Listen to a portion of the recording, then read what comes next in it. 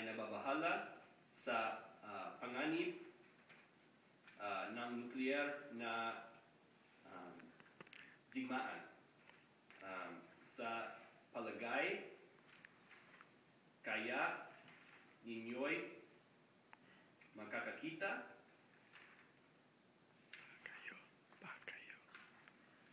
ba tayo ng tunay na kapayapaan sa lupang ito? Hindi.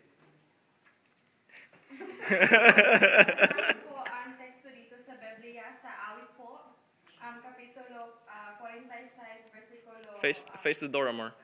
Sorry. versikulo 8 hanggang 9. Halikayo, masdan ninyo ang mga gawa ni Jehovah, kung paano siya nagsagawa ng kagilagi-lagis na mga pangyayari sa lupa. Pinatitigil niya